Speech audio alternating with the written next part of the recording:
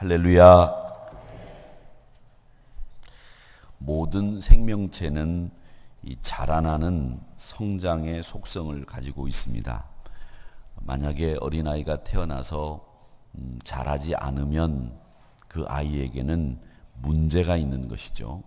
그래서 아이가 태어나면 한돌이 지나면 말을 하기 시작하고 걷기 시작하고 또 이 아이가 자라면서 자아가 성립이 되고 또 자신이 어떻게 살아야 되는지 각오도 다지면서 성인으로 쑥쑥 자라게 됩니다. 교회도 이런 어린아이가 성장하는 모습과 똑같이 성장하게 되어 있습니다. 정체되어 있지 않고 계속 자랍니다. 이 성장은 물리적인 크기나 헌금의 액수나 예배의 공간이 넓어지고 교회의 긴 전통을 의미하는 게 아닙니다. 교회 성장은 전적으로 영적인 것을 의미하는 성장을 말하는 것이고, 이 성장이라고 하는 것은 그리스도 예수의 형상을 온전히 닮아가는 것을 성장이라고 부릅니다. 그러니까 성장이라고 하는 것은 예배 공간이 넓어져서 성장하는 것이 아니고 헌금 액수가 많아져서 성장하는 것이 아니라 영적인 의미이며, 그 영적인 의미를 설명하자면 우리가 얼마만큼 그리스도 예수를 닮아가느냐라고 하는 것이 성장의 제일 중요한 척도입니다. 이 척도를 우리가 분명히 주지하고 신앙생활을 해야 합니다. 성도 개개인 또 교회 공동체가 자랐다라고 하는 것을 확인시켜주는 성장의 지표가 있다고 하면 그것은 우리들이 예수님의 삶을 얼마만큼 담아낼 수 있느냐, 얼마만큼 예수님의 삶을 내가 실천할 수 있느냐, 이것이 성장의 중요한 지표가 됩니다. 그러니까 어쩌면 이 성장의 지표라고 하는 것은 우리가 가시적으로는 볼 수는 없지만 우리 개개인이 신앙생활을 하면서 느끼는 영적인 체감으로 인해서 가장 많이 알 수 있는 이 영적인 지표가 바로 내가 얼마만큼 예수님을 닮아가고 있는가라고 하는 것을 볼 수 있습니다. 교회의 정체성은 그래서 그리스도 예수로 충만히 채워지는 것, 그것이 바로 확보되어야 교회가 정체성이 있다, 그렇게 이야기를 하는 겁니다.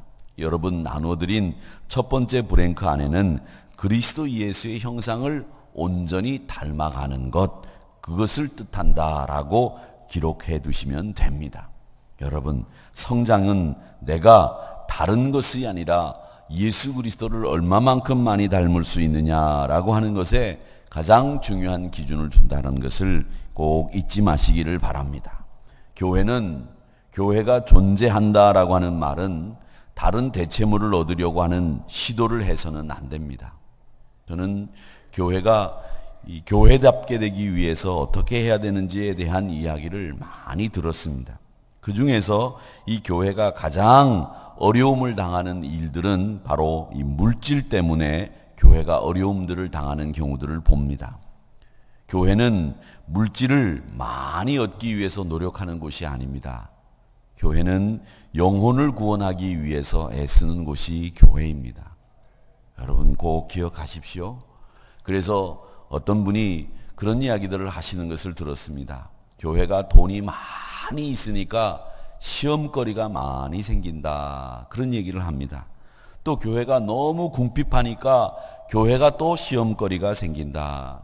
그래서 교회는 너무 궁핍해도 안 되고 너무 돈이 많아도 안 되고 적당히 있는 것을 주의 일을 위해서 그렇게 온전히 쓰는 교회가 건강한 교회다, 이런 이야기를 하시는 분들도 계셨습니다. 교회는 물질적인 유익을 구하는 기업과는 다른 곳입니다. 그런데 기업과 같은 생각을 가지고 교회를 운영하려고 달려들면 그 교회는 분명히 어려운 문제를 겪게 됩니다. 교회는 유익을 남기는 곳이 아니라 영혼을 구원하는 곳이다 라고 하는 분명한 생각을, 교회의 정체성을 우리가 가져야 됩니다. 자, 그렇다면 오늘 이 자라나는 교회, 성장하는 교회의 성장의 목표와 방법이 무엇이 있는가를 생각을 해보고 또 묵상을 해보려고 합니다. 오늘 본문에 보니까 바울은 성도 개개인과 교회 공동체가 성장하는 비결을 계속 설명하고 있는데 15절에 보니까 우리의 성장의 목표가 어디냐 기록해 두고 있습니다. 교회 머리이신 그리스도 예수까지, 예수님에게까지 자라는 것, 그게 우리 교회의 성장의 목표라고 말씀하고 있습니다. 그러니까 여러분, 성장의 목표는 어디까지냐 하면 우리가 예수님까지 자라는 것, 그게 우리 성장의 목표입니다. 이걸 여러분 꼭 기억하시기를 바랍니다. 그리스도 예수를 온전히 담는다고 하는 것은 올바른 목표 설정 없이는 교회가 갈 수 없는 것입니다. 여러분, 교회를 뭐 이렇게 저렇게 이런 생각 저런 생각 많이 가질 수 있지만 우리 교회는 그리스도 예수 그분을 담는데 우리가 성장의 주안점을 두고 예수님까지 닮아가는 목표를 정해놓고 교회가 달려나가는 것, 그게 성장의 가장 중요한 목표와 방법이라고 하는 것을 여러분 꼭 기억하셔서 그에게까지 자라는 저와 여러분이 되시기를 주님의 이름으로 축원합니다. 자, 그러면 성장은 어떻게 하느냐? 성장의 방법은 이겁니다. 사랑 안에서 진실하게 참된 것을 드러내는 것, 그게 성장의 방법입니다. 교회는 머리를 쓰는 데가 아닙니다. 마음을 쓰는 데입니다. 교회 안에서 머리를 쓰시는 분들이 계세요. 여러분, 머리 쓰지 마세요. 머리 쓰는 것은 하나님 앞에서 다 시간이 지나면 드러나게 돼 있어요. 머리 쓴다고 되는 게 아닙니다. 하나님의 지혜로 살아야 되는 겁니다. 그 하나님의 지혜로 사는 사람들은 우리는 머리를 쓰지 않습니다. 뭐를 쓰느냐? 마음을 씁니다. 그게 우리 신자들의 모습입니다. 그게 바로 뭐냐? 오늘 진실하게 되고 참된 것을 드러내는 일입니다. 사랑하는 마음으로 사랑을 위해서 참된 것을 말하고 행하면 예수님을 닮아가게 됩니다. 사랑과 진실의 놀라운 점은 우리로 하여금 모든 부분에서 성장하게 만드는 겁니다. 진실한 사람이 성장하고 사랑하는 사람이 성장하고 그 사람이 하나님의 사랑 안에서 예수 그리스도를 닮아가는 겁니다. 또 진실을 말하기 위해서는 부지런히 성경을 배워야 됩니다. 이 성경을 왜 배우느냐? 예수님의 말씀, 하나님의 뜻, 이 안에 담겨 있습니다. 이 말씀을 우리가 부지런히 배우게 되면 우리의 마음속에는 그 하나님의 뜻과 예수님의 말씀을 배우게 되면서 진실을 말하기 위해서 우리가 노력한 그 결과를 얻게 되는 거예요. 하나님의 말씀을 올바로 알지 못하면 의도하지 않아도 우리가 거짓말을 할 때가 있습니다. 거짓말을 하고 싶을 때가 있습니다. 그러기에 무의식 중에 진리와 다른 방향으로 나갈 수 있기 때문에 이 하나님의 말씀을 통해서 내가 늘 진실을 향해서 나갈 수 있도록 우리의 삶을 0점 조정해야 됩니다. 늘 조정해야 됩니다. 우리는 거짓말하고 싶은 마음이 우리 안에 80% 이상이 있어요. 거듭난 사람이라도 거짓말하고 싶은 마음, 자랑하고 싶은 마음, 허세 떨고 싶은 마음, 남을 이기고 싶은 마음, 이런 마음 때문에 거짓말하고 싶은 마음이 막 내 안에 자리 잡고 있는데 그 거짓말하고 싶은 마음을 그대로 용인해버리면 내 마음이 내내 불편합니다. 그러나 그 거짓말하고 싶은 마음을 버리고 진실을 말하게 되면 내 영혼이 맑아지고 내가 더 하나님의 뜻을 이루어 나가는 모습을, 예수님의 성품을 닮아가는 모습을 보게 되는 겁니다. 그렇기 때문에 여러분, 무의식 중에 진리와 다른 방향으로 갈 수 있게 만드는 이 성경과 동떨어진 삶을 살지 않고 늘 진리의 특정한 부분이 아니라 내 인격 전체가 예수님의 말씀에 들어가야 되는 거예요. 제가 C채널에서 방송하고 있는 게 성경 속속입니다. 성경 속속. 인바이블이라고 하는 프로그램이었는데 성경 속속이라는 프로그램입니다. 근데 제가 그 성경 속속이 뭐냐, PD한테 물었더니 성경 속속이 성경 말씀이 머릿속에 쏙쏙 들어오게 하기 위해서 성경 쏙쏙이라고 그랬다. 그렇게 말씀을 하시더라고요. 근데 저는 그렇게 생각 안 했어요. 성경을 머릿속에 쏙쏙 넣기 위해서 성경 쏙쏙이 아니라 우리가 성경으로 쏙쏙 들어가야 됩니다. 반대로. 우리 머릿속에 성경을 쏙쏙 넣으면 뭐합니까? 그거보다도 더 중요한 것은 성경 속으로 우리가 쏙쏙 들어가는 거예요. 그게 중요한 겁니다. 여러분, 성경으로 쏙쏙 들어가시기를 축원합니다. 15절에 보면 범사에라고 하는 말이 나옵니다. 이 범사라고 하는 말은 모든 일이라고 하는 뜻도 있지만은 오늘 본문에서는 우리의 전 인격을 가리키는 거예요. 인격은 지, 정, 의 이걸 다 포함하는 겁니다. 그래서 15절에 보니까 오직 사랑 안에서 참된 것을 하여 범사에 그에까지 자랄지니라. 그는 머리니 곧 그리스도라. 우리의 성장은 두 번째 브랭크 안에 우리의 성장은 예수님의 전 인격을 우리의 전 인격에 담아내는 것, 그것입니다. 전 인격을. 교회 안에서만 예수님을 닮아가는 게 아니에요.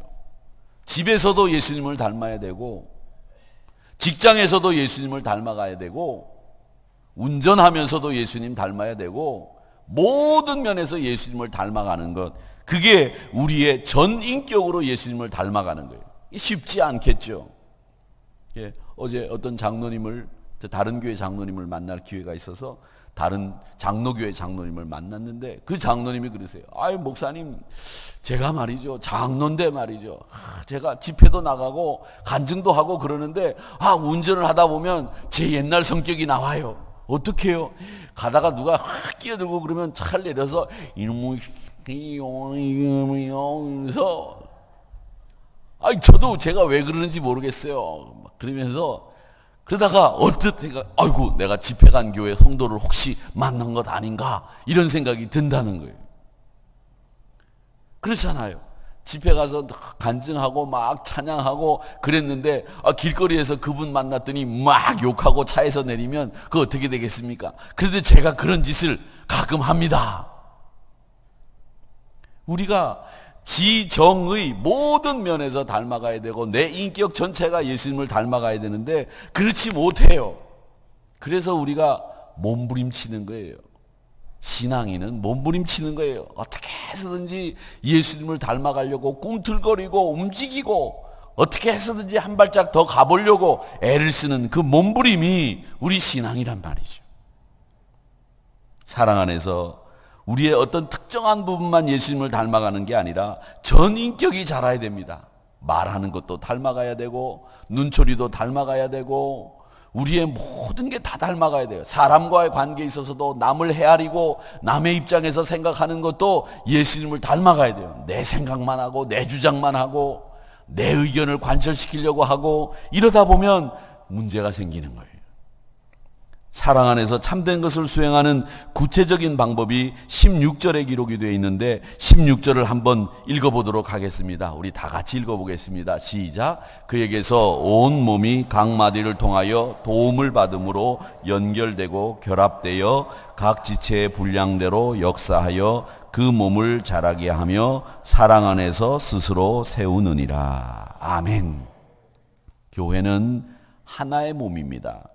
이 몸이 자라기 위해서는 무엇보다 이 몸의 지체들이 서로 연결되고 결합돼야 돼요.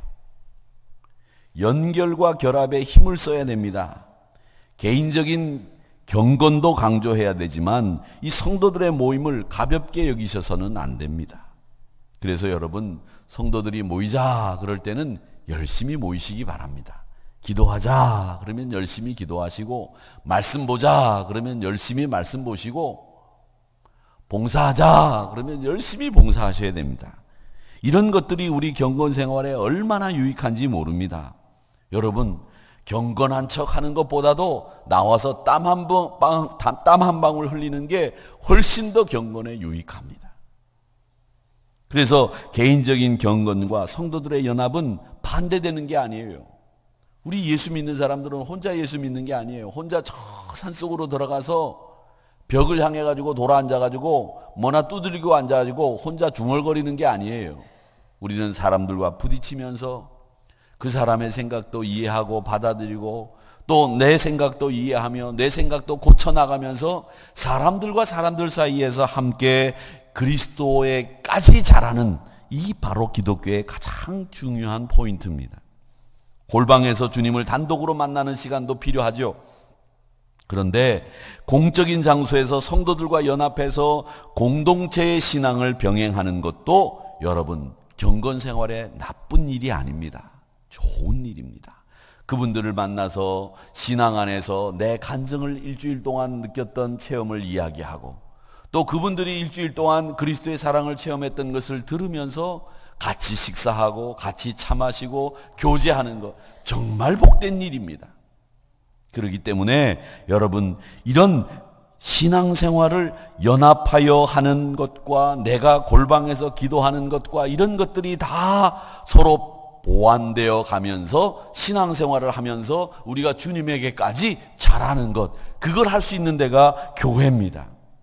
교회는 이 세상이 누가 만들어낸 공동체가 아니라 하나님의 부르심을 받아서 우리가 따로 모인 것이 교회입니다.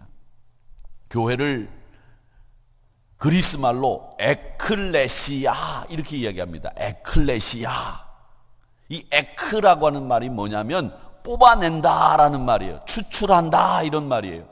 우리 저 뒤에 보면 비상구 표시가 있죠. 비상구. 저 뒤에 보면 문에 들어오는데 보면 비상구 표시에 파란색 남자인지 여자인지 이렇게 있는 표시가 있습니다. 그걸 엑시트라고 합니다. 엑시트. EX.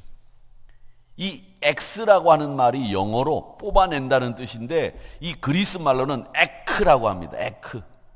그래서 뽑아냈다는 거예요. 그래가지고 만들어 놓은 공동체 클래시아 만들었다는 거예요. 클래스라고 하지 않습니까? 클래스. 바늘, 모여있는 바늘. 그래서 에클레시아라고 하는 말은 하나님이 뽑아내서 반을 만들었다 이런 뜻이에요. 그러니까 히라보도 별거 아니에요. 배우고 나면. 그렇죠? 설명 들으니까 히라보도 배울만 하시겠죠? 여러분 어려운 거 세상에 아무것도 없어요. 하면 되는 거예요. 40살 넘어서 피아노 배우는 사람도 있다고 제가 말씀드리지 않았습니까? 아무것도 아니에요. 그러니까 어렵게 생각하지 마세요. 그게 교회예요. 그러니까 교회는 하나님이 부르셔서 여러분들을 우리와 함께 같이 살 수 있도록 만드신 에클레시아, 따로 모인 곳이 바로 부르심을 따라 모인 것이 교회입니다. 그렇기 때문에 우리의 모임의 근거는 우리가 자발적으로 모이자 그래가지고 모인 게 아니에요.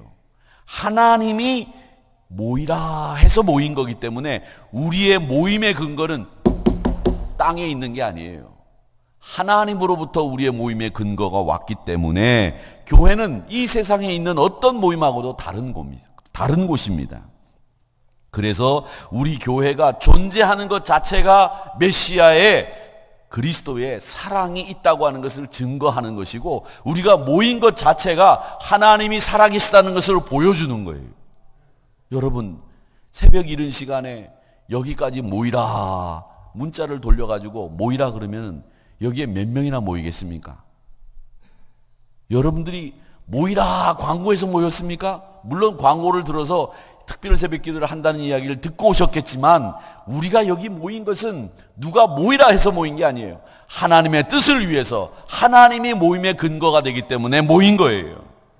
그래서 이곳은 천국을 구현하는 것이고 교회는 천국을 구현하기 위해서 애를 쓰고 모여도 아깝지가 않은 곳입니다. 그러니까 말세지말의 특징이 뭐라고 말했습니까? 말세지말의 특징이 모이기를 패한다. 자꾸 안 모이려고 그런다는 말이에요. 자꾸 안 모이려고 그래요. 자꾸 집회를 줄여요.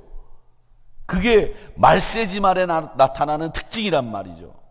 사랑하는 성도 여러분, 그래서 우리가 모임을 더 만들면 더 만들어야지 모임을 줄이면 안 돼요. 그래서 항상 모일수록 좋은 모습을 드러내고 모일수록 더 아름다운 천국을 보여주는 저와 여러분이 되시기를 주님의 이름으로 축원합니다. 모이면 무조건 웃어주고 모이면 무조건 인사하고 모이면 무조건 격려해주고 모이면 무조건 칭찬해 주시기를 바랍니다.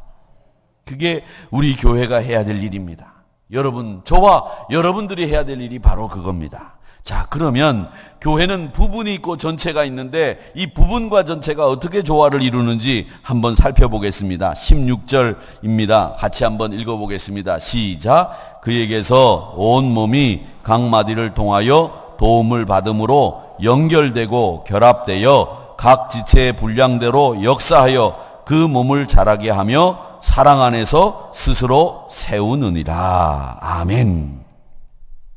주님은 참 좋으신 분이라는 게 어떤 부분이 좋으신 분이라고 평가할 수 있느냐면 우리 사람들에게 다 맞는 은사를 주셨어요.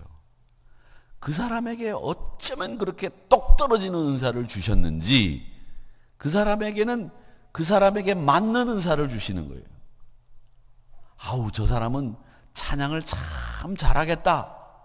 이렇게 보면 어쩌면 그렇게 하나님이 그 사람에게는 찬양을 잘하는 은사를 주셨는지, 또 저분은 요런 은사가 있을 것 같아, 이런 예상을 하고 만나서 같이 교제를 하다 보면 그분에게는 그분에게 꼭 맞는 은사를 우리 하나님이 주신 것을 발견하게 돼요. 여러분들도 다 하나님이 은사를 주셨어요. 그건 하나님이 주신 선물입니다. 그 선물은 여러분들이 스스로 자랑하고 자만하라고 주신 선물이 아닙니다. 그 선물을 활용해서 우리 교회라고 하는 몸을 성장시키는 데 쓰라고 주신 은사, 선물이라고 하는 것을 기억하시기를 축원합니다. 방언을 하고 헌신을 하고 물질의 축복을 받고 여러분들이 받은 그 은사들이 다양한 은사들이 있는데 그 은사들이 몸을 성장시키기 위해서 하나님이 주신 선물이기 때문에 여러분들은 그것을 몸을 성장하는 데 사용해야 됩니다. 그걸 가지고서 내 신앙이 너하고 달라, 나는 너하고 차원이 다른 신앙이야, 넌 나한테 어울리지 말어, 내 신앙 참 좋아, 이렇게 목에다 힘주고 다니면서 경건한 척하고 자기 신앙이 남과 다르다고 하는 것을 드러내기 위해서 애쓰고 그리고 남들을 호령하려고 하는 그런 은사가 하나님이 주시는 게 아니에요. 그런 은사는 하나님이 아예 주시질 않아요. 자랑하려고 교만하려고 하나님이 은사를 주시는 거 아닙니다. 조용히 교회를 위해서 사용하도록 하나님이 주신 그 선물이 여러분에게 주어지신 은사라고 하는 것을 기억하시면서 3번에 각자에게 맡겨주신 자기 고유의 역할을 충실해야 몸이 자란다고 하는 것을 꼭 기억하시기를 바랍니다. 여러분에게 맡겨진 여러분의 고유의 역할이 있다는 거예요. 그 고유의 역할을 한번 잘 생각해 보세요. 아이고, 나는 아무것도 할 수 없는데. 여러분, 왜 아무것도 할 수 없겠습니까? 여러분이 지나가는 것만으로도, 여러분이 교회에 오신 것만으로도 많은 사람들에게 힘이 되는 경우들이 있어요. 아이고, 저분이 교회에 오셨네. 야, 저분이 기도하시네. 저 모습만 봐도 내가 은혜가 된다. 여러분의 일거수일투족이 다른 분들에게 영향을 미친단 말이죠. 그걸 하셔야 돼요. 그런 모습들이 많은 사람들에게 좋은 영향을 끼치게 되면 그게 여러분에게 주신 은사일 수도 있어요. 어떤 분들을 보면 말이죠, 참 신앙생활 하시는데 보면 아주 보기에 아무것도 안 하는 것 같은데 그분을 만나서 그분이 입을 한번 딱 열면 거기서 나오는 말씀이 정말 은혜스러운 말씀들이 줄줄줄줄 나와요. 이야, 이분의 입에서 이런 말씀들을 들을 수 있는 게 정말 행복한 일이다, 이렇게 생각되는 분들이 가끔 있거든요. 그런 분은 정말 우리가 이야, 흠모할 만한 그런 은사다라고 생각되는 그런 분들이 계세요. 저는 그런 분들을 볼 때마다 참 고맙고 감사합니다. 하나님, 이런 분 만나게 하신 것 정말 감사합니다, 이런 생각이 들어요. 그렇기 때문에 여러분 정확히 아셔야 됩니다. 눈이 발처럼 다닐 수 없어요. 손이 발이 될 수 없습니다. 머리가 가슴이 될 수 없어요. 우리에게는 머리는 머리대로, 가슴은 가슴대로 다 해야 될 역할과 소명이 있다는 것을 아시고 각 지체의 분량대로 역사해서 자신에게 유익이 있고 공동체를 살려나가는 저와 여러분이 되시기를 주님의 이름으로 축원합니다. 어느 것 하나라도 직무에 소홀하면 몸 전체에 이상이 생깁니다. 또 어느 것 하나라도 직무에 과도하면 몸 전체에 불균형이 생기는 거예요. 보세요, 여러분. 눈이 안 보이시는 분들은요, 이 팔이라든지 이런 근육들이 발달하고 들리는 게 우리보다 훨씬 더 잘 들린다고 해요. 또 들리지 않는 분들은 이 눈이 굉장히 밝아서 잠깐 말하는 것도 다 놓치지 않고 본다고 그래요. 그래서 이 들리지 못하는 분들은 수화를 통해서 이 소통을 하잖아요. 근데 이분들의 눈은 보통 사람들 눈보다 더 세밀하게 사람들의 행동을 볼 수 있게 된대요. 하나님이 그렇게 만드신 거예요. 우리의 몸이 균형이 깨지게 되면 다른 쪽을 더 강화시켜서 그걸 균형 있게 만들어내는 게 우리 몸이라는 거예요.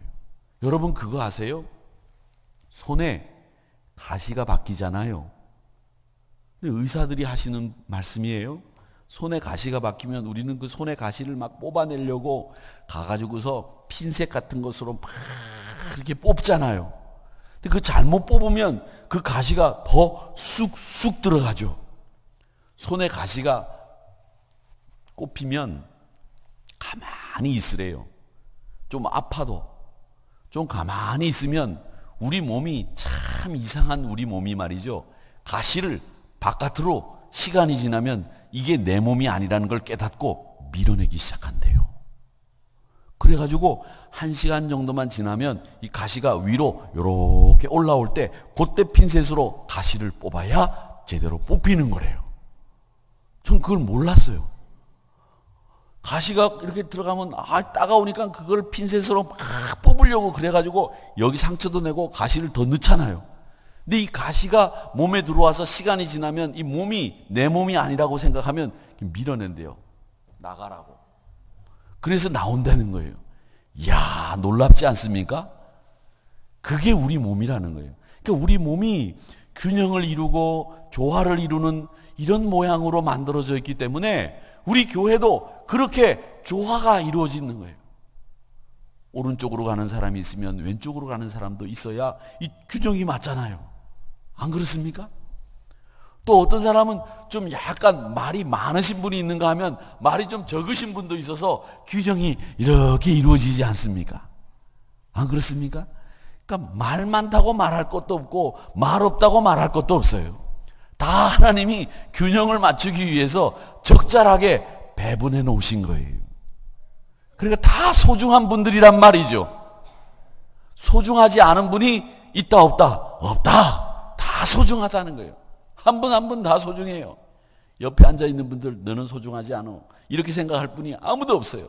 다 소중한 분들이라는 것을 여러분 기억하시기를 바랍니다. 많아도 나쁘고 적어도 나쁜 거예요.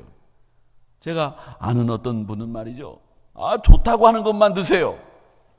텔레비전에 무슨 건강 프로그램에 양파 좋다 그러면 막 바로 아침에 그냥 눈 뜨자마자 시장에 달려가서 양파를 포대기로 사가지고 와가지고 그걸 까가지고 아침, 점심, 저녁으로 삶아 먹고 구워 먹고 튀겨 먹고 끓여 먹고 그런단 말이죠. 그리고 또 한 번은 또 뭐 매실이 좋다 그러면은 그냥 저 아랫역까지 가가지고 매실을 그냥 막 차로 하나 사가지고 와서 그걸 그냥 끓여 먹고 튀겨 먹고 끓여 먹고 이렇게 먹고 그러네요. 근데 60도 못 되셔가지고 하나님이 왜 부르셨는지 너무 그렇게 극성을 떠서 그런지 모시고 가셨어요. 여러분 그냥 우리가 평상시에 먹는 거 잘 먹으면 되는 거예요. 균형이 있어야 되는 거예요. 그러니까 더하지도 말고 덜하지도 말고 여러분에게 할당되는 은혜와 소명의 분량대로 역사하는 그런 우리 한우리교회 건강한 성장을 기대하는 한우리교회가 되기를 주의 이름으로 축원합니다. 장성한 교회가 주의해야 될 사항이 있습니다. 바울은 오늘 본문에서 장성한 교회의 주의사항을 2가지를 말하고 있어요. 교회가 성장하게 되면 꼭 이런 일들이 생깁니다. 제일 첫 번째가 뭐냐? 공로의식이 생겨요. 이 교회는 내가 이런 말 하면 안 됩니다. 이 교회는 내가. 저는 이 말이 가장 교회를 해치는 말이라고 생각해요.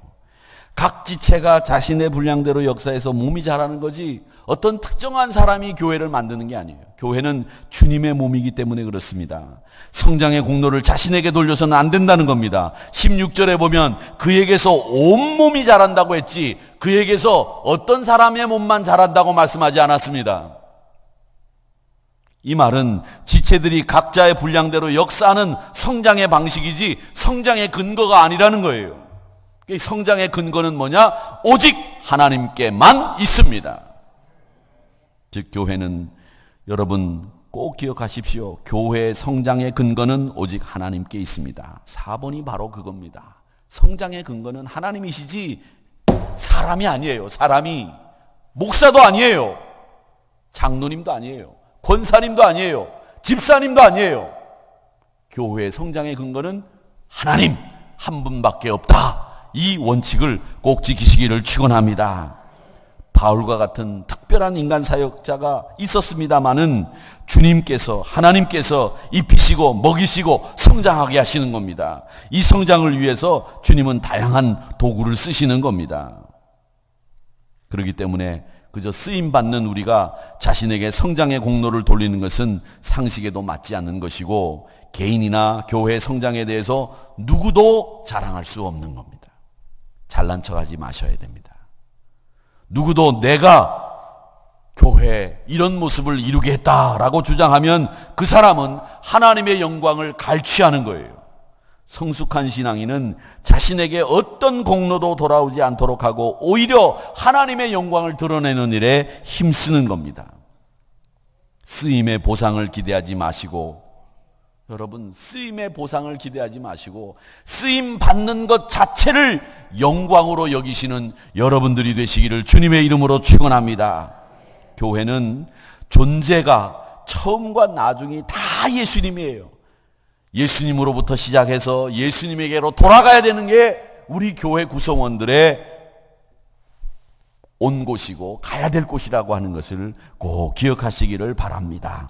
그래서 교회 창조자와 인도자 되시는 그리고 목적이 되시는 하나님께 공로와 영광과 감사를 돌리는 저와 여러분이 되시기를 주님의 이름으로 축원합니다.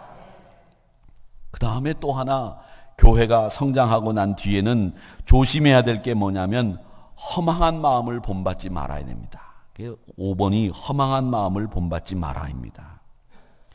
성경에는 이 이방인의 마음은 거짓되고 사악한 것을 따라서 하는 것을 이방인의 마음이라고 했습니다. 거짓되고 부패한 마음을 따라서 행하는 모든 것이 거짓되고 부패한 겁니다. 그래서 이 교회는 마음의 허망함을 표출하고 추구하는 이방인의 행실을 본받지 말라고 말씀하셨는데 만약에 지체가 이방인의 행실, 즉 허망하고 또 부패한 마음을 따라하게 되면 몸 전체가 부패하고 허망해진다는 거예요. 우리 성도들은 허망한 행실을 따라해서는 안 됩니다. 그 허망합니다라고 하는 것은 뭐냐면 18절에 보니까 이방인의 마음 중에서 굳은 마음, 완고한 마음을 이야기하는 겁니다. 캄캄한 무지를 이야기하는 겁니다. 말씀을 떠나 있는 걸 얘기하는 거예요. 18절을 우리 한번 같이 읽어보겠습니다. 시작. 그들의 총명이 어두워지고 그들 가운데 있는 무지함과 그들의 마음이 굳어짐으로 말미암아 하나님의 생명에서 떠나 있도다. 아멘. 19절을 또 한번 읽어보겠습니다. 시작. 그들이 감각 없는 자가 되어 자신을 방탕에 방임하여 모든 더러운 것을 욕심으로 행하되. 교회가 조심해야 될 것이 바로 이방인들이 하나님의 생명을 떠나 영적인 감각을 잃어버린 일들 하는 것, 그게 우리 교회가 조심해야 될 것이다 라고 이야기를 합니다. 사랑하는 성도 여러분, 이방인의 허망한 부패한 마음을 본받지 말라고 하는 이 장성한 교회 주는 교훈, 주의를 잘 가슴속에 담고 이방인과 다른 길을 가는 그리스도인의 삶을 제대로 구현하는 저와 여러분이 되시기를 주님의 이름으로 축원합니다. 20절 한번 같이 읽어보겠습니다. 시작. 오직 너희는 그리스도를 그같이 배우지 아니하였느니라. 아멘.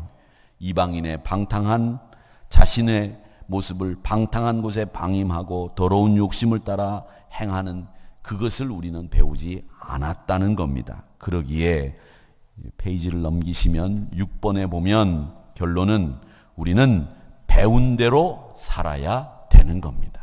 배운 대로 살자. 선택의 여지가 없습니다. 주님의 가르침을 따라 사랑 안에서 각자에게 주어진 사명을 충실하게 수행할 때에 교회 공동체는 건강하게 성장합니다. 항상 생명을 전하고 사랑을 전하는 저와 여러분이 되시기를 주님의 이름으로 축원합니다. 우리 이 시간에 같이 기도할 텐데 합심 기도 제목이 있습니다. 우리 5가지 기도 제목이 있는데 우리 같이 한번 읽어보겠습니다. 시작. 1. 주님을 닮아 날마다 자라나는 교회가 되게 하옵소서. 2.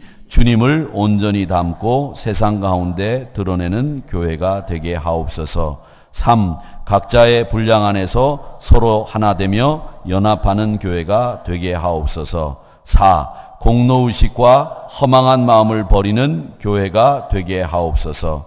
5. 부흥의 강사 최명덕 목사님께 성령 충만함과 말씀의 권능을 더하셔서 능력의 말씀 선포하게 하옵소서. 아멘. 이 말씀을 우리 기도 제목으로 놓고 우리 같이 기도하겠습니다.